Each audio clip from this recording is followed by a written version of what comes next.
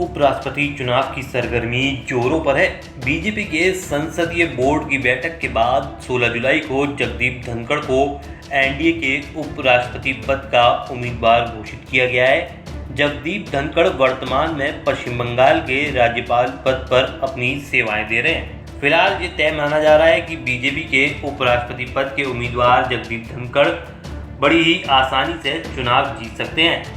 ऐसा इसलिए क्योंकि उपराष्ट्रपति को चुनने के लिए निर्वाचन मंडल में संसद के दोनों सदनों लोकसभा और राज्यसभा के सदस्य शामिल होते हैं। वर्तमान में संसद में 780 सदस्य मौजूद हैं, जिसमें उपराष्ट्रपति बनाने के लिए 390 से अधिक मतों की आवश्यकता होती है। इनमें बीजेपी के पास 394 सांसद हैं।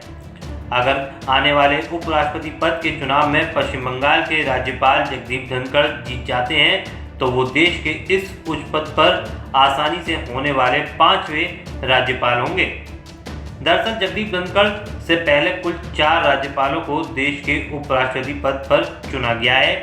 आपको बता दें, धनखड़ को उपराष्ट्रपति चुनाव के लिए उम्मीदवार बनाकर एक बार फिर विपक्षी पार्टी खासकर बंगाल सीएम ममता बनर्जी के खिलाफ बीजेपी ने मास्टर स्ट्रोक खेला है। याद रहे, धनखड़ ही वो शख्स है जिन पर तृणमूल कांग्रेस की मुखिया ममता कई बार बीजेपी समर्थित राज्यपाल होने का आरोप लगा चुकी हैं। इसके पीछे की वजह भी है कि धनखड़ ने बंगाल राज्यपाल बनने के बाद से ममता सरकार के खिलाफ जमकर मोर्चा खोल रखा है। आए दिन अपने बयानों से बंगाल को हिलाते रहते हैं।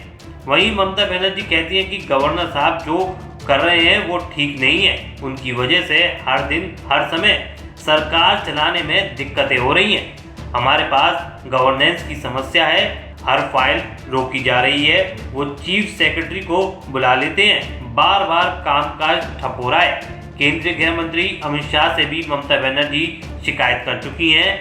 आपको बता दें, जगदीप धनखड़ राजस्थान के झुंझुनू के रहने वाले हैं। उनका जन्म 18 मई 1951 को हुआ था। प्रारंभिक शिक्षा पूरी करने के बाद उनका चयन आईआईटी के लिए हुआ। इसके बाद एनडीए और आईएएस में भी वो चुने गए, लेकिन उन्होंने वकालत को ही अपना पेशा चुना। उनको सुप्रीम कोर्ट के वरिष्ठ वकीलों में गिना जाता है और वो Rajasthan high court bar association के अध्यक्ष भी रह चुके हैं। वहीं राजनीतिक करियर की बात करें तो धनखड़ ने 1989 में जनता दल के टिकट से झुंझुनू से चुनाव लड़ा और रिकॉर्ड वोटों से जीते। वो केंद्रीय मंत्री भी रह चुके हैं। हालांकि बाद में वो कांग्रेस में चले गए। इसके बाद उन्होंने अजमेर लोकसभा सीट से किस्मत आजमाई, लेकिन चुनाव हार गए।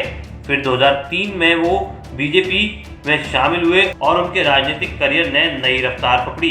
इसके बाद वो अजमेर के किशनगढ़ से विधायक चुने गए। 2019 में उन्हें पश्चिम बंगाल का राज्यपाल बनाया गया। उस पद पर वो अभी भी बने हुए हैं। आपको बता दें, धनखड़ राजस्थान की जाट बिरादरी से आते हैं। उन्होंने राज्य में जाटों को आरक्षण दिलाने में अहम भूमिका निभाई थी। इसके अलावा उन्होंने काफ़ी वक्त तक वकालत की। ऐसे में उनको कानून की बहुत अच्छी जानकारी है। अब एनडीए ने उनको उपराष्ट्रपति पद का उम्मीदवार बनाया है। ऐसे में देखने वाली बात होगी कि उनको कौन कौन सी पार्टियां समर्थन देती हैं। इस खबर में फिलहाल इतना ही। बने रहिए इंडिया हिंदी के साथ।